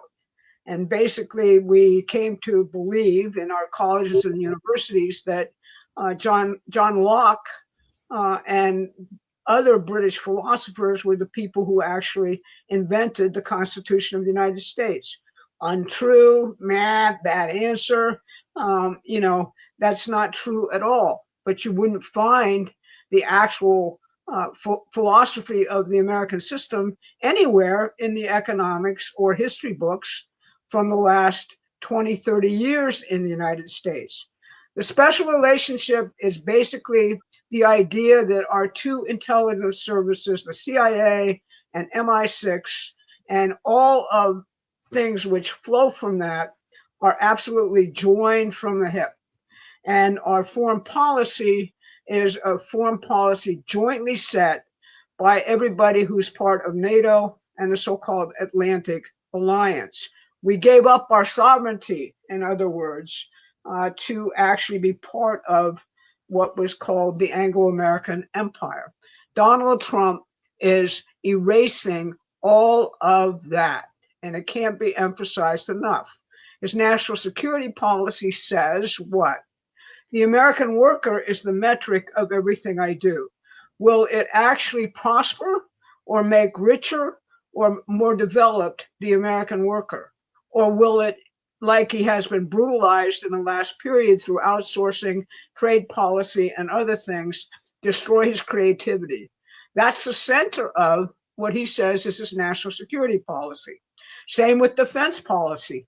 Is it in America's interest? Why is it in America's interest? Take the present war in Iran. If Iran got a nuclear missile or a nuclear bomb, think about the fact that it chants every day in the mosque, death to America, death to the United States. Think about that. Do you actually want a fanatical religious regime which actually seeks martyrdom as a primary religious tenet? Do you actually want that kind of state to have a nuclear weapon? The answer has to be absolutely not. Now, we can talk about various ways of trying to deal with that. Presidents have come up with various answers. Barack Obama gave away the store. He essentially didn't insist in reality on anything and gave them tons of money to develop, because he was, if in my estimation, an actual political supporter of the Muslim Brotherhood. That's the reality. And that was, in a certain way, how he was played as part of the special relationship. So Trump is just completely upending that entire notion. And you can't get away from it. In the Biden administration, William Burns, who was the head of the CIA and the head of MI6, actually came out in public in a interview for the Financial Times and actually said, "We're joined at the hip. Okay, our two intelligence services decide what we're going to do in the world based on who has the better operational capacity in any given region in the world." Think about that. We're not sovereign in terms of our military and intelligence decisions. Think about Trump's first term. Who ran the Russiagate operation? It was the British. So it's also somewhat personal for him in terms of how he actually thinks about this. Where did this come from and how does it work? And he's dismantling this entire relationship. Yeah, and I'd also just add, go back, well, on this question, I want to ask people, how many of you have heard the following? Britain is our oldest and dearest ally. I mean, that's just been out there for decades and decades and decades. Now, just take a beat. This is the 250th anniversary of what? Our Declaration of Independence against the British Empire. And then we had that little thing called an American Revolutionary War, where you had other countries supporting us, like France. Catherine the Great set up the League of Armed Neutrality to make sure that other European countries didn't come in on the side of the British. So, but that phrase has been out there for decades. Our oldest and our dearest ally. It's just insane the way that they get inside people's heads with these nonsensical constructs that people then, basically operate off of. And that, and that is really the nature of the special relationship. Now, the details about why Great Britain and the United States has a diminishing relationship, well, just go look at the Oval Office Q&A with President Trump when the German Chancellor Merz was sitting next to him. I mean, he just smashed the British on a number of occasions, obviously the current Iran war, their green policies, their immigration policies, but across the board, aside from what the president is saying specifically about the government of Britain, everything that he is doing is the opposite of British imperial policy, starting with tariffs. That is the most fundamental break with the British that you could have. The free trade system was the cornerstone of the British Empire. Go back to Adam Smith, go back to John Locke, go back to all the British liberal philosophers and the economic policy which they pursued. It was based on a free trade policy whereby through their control of the money, or as we've discussed today, through shipping lanes, through the rules of the game, they used free trade to keep nations backward and impoverished so that they could loot those countries for the benefit of the British East India Company, the City of London, and so on and so forth. The best weapon that has ever existed to begin to break that imperial control is tariffs, which is why presidents like Abraham Lincoln and William McKinley got assassinated, because tariffs is the baseball bat to begin to break British imperial control. So if you look at everything this administration has done, it's taken the what is both the post-war order, but go all the way back to the British imperial order in terms of perpetual wars, in terms of economic development, in terms of using tariffs. We've rejected perpetual wars. We've rejected the green agenda. We're using tariffs. We're fostering economic development around the world. We're rechanneling credit flows into actual productive activity. That is the details about the diminishing relationship with the British. Thank you, Barbara and Susan. And thank you for everyone who's still watching us on YouTube and X.com. Everyone on YouTube, if you could just drop us a quick like here, that'd be really helpful. And on X.com, if you haven't yet shared the video, please give us a share over there. Thank you so much. Okay, we still have plenty of questions to go here. Thank you, everyone. I'm going to take some more here from our newsletter. I'm going to go with questions around the DOJ and judges, because this is another big theme that we get all the time. So let's start with this one here. Will this Justice Department ever be able to bring charges and get convictions given the predominantly liberal judges that routinely dismiss cases on frivolous procedural issues? Yes, let's start this one because the other two are a little bit more specific. Well, yeah, that's what we have a creative Justice Department and why they're trying to, basically get around 2 jurisdictions, which you'd have to basically charge these people in, since the conspiracy to overthrow the president occurred in Washington, D.C. So you got a choice of 2 jurisdictions predominantly. You can figure out a way to get into the Eastern District of Virginia, but you've also got D.C., both of which are rabid anti-Trump TDS locations, so much so that most prosecutors would tell you that if you go to a grand jury, you can actually indict a ham sandwich. That's not even true in terms of Washington, D.C. at this point, if the Trump Justice Department is bringing the indictment. I have great hope for a grand jury, which is now going on in Fort Pierce, Florida, around the actual raid on Mar-a-Lago, which is a hook to give them jurisdiction on the entirety of the coup d'etat, which was run against the American president, starting with Russiagate and going forward.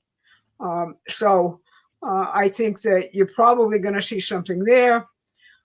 And the rest of it is very, very difficult because the frivolous procedural issues, which you mentioned, happen to be the actual rules of criminal procedure. And that kind of gets in your way because that's a neutral thing, which even the Supreme Court has upheld. I look to actually, seeing huge exposure of everything that happened. I think that's the first prerequisite of what we have to have. People think, well, we know all this already. No, we don't. We really don't. We don't know it already. We're still firing people at the Justice Department who are actually involved in horrible actions. And our only remedy really is to fire them at this point. We're in a situation where we have to ensure that the people who conducted this coup never get in power again. That comes back to the midterms. Do you think that if the Democrats actually take the midterms, that we're going to have any prosecutions at all from the standpoint of the ability of those things to actually go forward? If Trump is actually successfully impeached? That's where the battle is right now. And I get a little bit, we know what the battlefield looks like in terms of the courts. We've known that for a long time. After all, the whole phony Russiagate thing went completely forward. The General Flynn case went completely forward. All of that stuff took place in Washington, D.C. That shows you that we have a deeply corrupted judicial system. So what do you do if you're in that situation? Well, you have to make it a ground truth for people what just happened. You have to expose every aspect of it. I don't care if it's classified or not, because shining all total sunlight on this thing and bringing more people into what actually happened to our country and why it's completely illegal becomes an essential fighting point in terms of the midterms and in terms of having a republic at all. So that's how I'd answer the question. Thank you, Barbara. Okay, I'm going to take an interesting question here. This one, number. Okay, it's a little bit long. I apologize, but I think this is a very good question. I saw people already kind of discussing stuff like this in the chat earlier. Warning, long-winded post before I ask the question. In the summer of '79, I encountered Lyndon LaRouche for president table outside the AT&T office in Albany. I was returning my phone. Remember when we rented phones back then? Prior to my move for LA for dental school. The information intrigued me, and I took a bunch and read it through. However, due to the overwhelming workload of dental school, I soon forgot about it. Then a few years later, I heard Lyndon LaRouche's name again, but in a very disparaging way. He was a kook, a conspiracy theorist. Paid no attention to the man. Being naive, I took that at face value and never thought about him again. Then I encountered Promethean action a few months ago. The information is eye-opening, to say the least, but something about it struck an old chord. This sort of sounds like Lyndon LaRouche, I thought, and I scrolled around your website until I found the connection. I rolled my eyes so hard and almost quit, but then I remembered that those who are, they only call people kooks and conspiracy theorists when they are getting way too close to the truth or in fact have exposed the truth. So I stayed, and I'm glad that I did. It has been a bit of a gut-wrenching experience for me, however, as I have fashioned myself a libertarian steeped in Misesian economics, which still has much validity to it. And even being a monthly contributor to the Mises Institute for many years now, I have brought into their vision the Civil War, the South was right, and Lincoln not flattering a dictator and tyrant. You could say I have been suffering from cognitive dissonance as I sort this all out. It's very good, actually. It's very good if you can realize that you're suffering from cognitive dissonance. It's people that are suffering from cognitive dissonance and don't know what it's actually doing to them. So that's good. So you're fine. Earlier this month, I joined Promethean Action's paying member as a firebringer. Thank you for rediscovering us. Thank you so much. My question, was the assassination attempt on Ronald Reagan due to his own plan to bring back the American system? And was his own failure to do so due to his surrounding himself with swamp creatures, as what happened to Trump in his first term? It seems to me that what's happening right now is an echo of the past from 8 years of the Reagan administration. Reagan was also pilloried in the media. Please advise. Thank you. P.S. Marvel Comics should get the fans to who are they? Okay, sorry about that. To who are they? Thank you, Zippy, for this question. Thank you for rediscovering us again. All great ideas happen like that. You go this path of rediscovering it over and over. Okay, but this last question on Reagan, was there something more to Reagan there? Was he kind of misled by his cabinet? What was going on there with Reagan? Well, I'll start, and then Barbara can chime in from, the other side of the combat that we were engaged in. We should raise at this point, since Zippy has brought up our evolution out of the movement that was founded by Lyndon LaRouche, that Promethean Action was created a couple of years ago by those of us who saw in Donald Trump the potential to actually accomplish what LaRouche was trying to do. A number of our former colleagues have stayed in the organization headed by LaRouche's widow, Helga Zepp-LaRouche, which we have nothing to do with. We need to always put that on the record when this question comes up. But the question of Reagan is very interesting. I was in Washington, D.C. as part of our D.C. team in the late 70s throughout the 1980s, and was very much in the middle of LaRouche's relationship to Ronald Reagan and the kind of behind the scenes combat that was going on at the time. And I would just say the parallel to today, and I'll go through a little bit of it, but the parallel to today is that with Donald Trump, it's out in the open. And by the fight being out in the open in the way that it is, he's recruited millions and millions and millions of more people into the cause because they can see very clearly what was going on. Now, obviously, Ronald Reagan was elected in 1980. And, one of the critical factors is what people historically call the Reagan Democrats, which is blue-collar workers and others who saw in the batshit crazy Jimmy Carter administration, which was run by the Trilateral Commission, i.e. the globalists, something which was antithetical to their interests. And they voted for Ronald Reagan.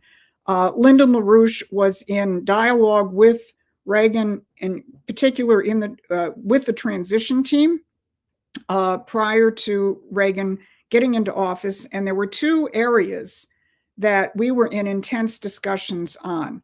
One is what President Trump now calls the Golden Dome, what President Reagan announced as the Strategic Defense Initiative, and what we had pioneered as beam weapon defense.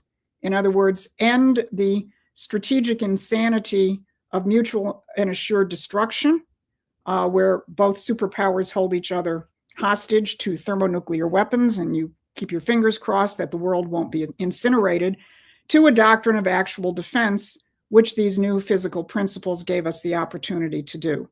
The other area that LaRouche was in discussion with the transition team was a focus more and more on shifting the economic policy away just from Wall Street austerity and back toward an emphasis on more of a productive economy. I can't say that there were a lot of people around at the time who were talking about the American system. It was a much more watered down, I don't even know if I want to say version of it, called supply side economics, which is at least focus on what's coming out as opposed to what's coming in. If people remember what happened less than 3 months into Reagan's administration, he was almost assassinated. If people remember what happened prior to that, actually, I should have started with this. I was at the Republican convention in 1980 in Detroit when Reagan won the nomination and then promptly picked George Bush as his vice presidential candidate. His campaign manager, then Senator Paul Laxalt, who was a real Reaganite, an early American firster, he walked out of the convention and flew back home to Nevada at that point because he knew that Reagan had been compromised by the powers that be in terms of compromise in putting Bush into office. Reagan was essentially told, if you don't make him your vice president, you're an outsider, you have no chance of winning, you need us, so you bring Bush in. So Reagan did that, and I'm sure his intention and very possibly his capability would have been to run roughshod over the Bush crowd and carry out his own policies, except they almost killed him 3 weeks in. And obviously he was out of commission for a long time, never really regained, I think, control over his administration. So what you saw with the Reagan administration, especially as it went along, more and more and more Bush globalist control. He was able to do a couple of historic things, including announce the Strategic Defense Initiative and hold our own in some key summits with Gorbachev in terms of our strategic interests. But that was the nature of that administration, and that was probably the best that we've had since John Kennedy. So there is a certain parallel, except that this administration, especially now in its second term, is much more unified, much more conscious of the nature of the fight. And guess what? You have people in this administration talking about the American system by name. You had Jameson Greer at Davos. Recently, Secretary Bessent, in a speech, talked about Alexander Hamilton and the American system, and it still works. So we are like in a completely different universe than the embattled world that President Reagan was in. And I'll add one thing since we're coming up to the close of this. The fundamental strategic difference between then and now, and Barbara and I have sort of been in the trenches, we now have a large portion of the American population on the real battlefield fighting the real fight. It's not just a president like John Kennedy or Ronald Reagan trying to do it by themselves behind the scenes. We have the American people, the MAGA movement, on the battlefield with us, as long as you don't get distracted by all the crap in social media. So Barbara may want to add her own insights from that period, which were a little different than mine. Not that much. I mean, the problem was the fatal decision to bring George H.W. Bush into the administration. And the vice president basically ran things in large part behind the president's back. Iran-Contra being, one of those major Bush operations. There were lots of other such operations. So, I think that was the fatal flaw there, on top of not really understanding the American system, which Donald Trump clearly does. Thank you, everyone. We've gone for about 2 hours. We'll be back. Excuse me. We'll be back next week at 11 a.m. the same time. If you want to stay in contact with us, you can subscribe to our YouTube channel here. Hit the bell notification. Our next political update will be sometime Saturday afternoon. And if you really want to stay in contact with us, please get our free newsletter. The link's in the description. I know we're going to send you an email like every day. Filter our email something, you know, if it's too much, but get our email because that allows us to stay in contact with you less through the, you know, it's less controlled through Google and YouTube. Email generally reaches more people. So thank you, everyone. Thank you very much, everyone, for tuning in. Thank you, Barbara and Susan, and we'll see everyone next week. Thank you.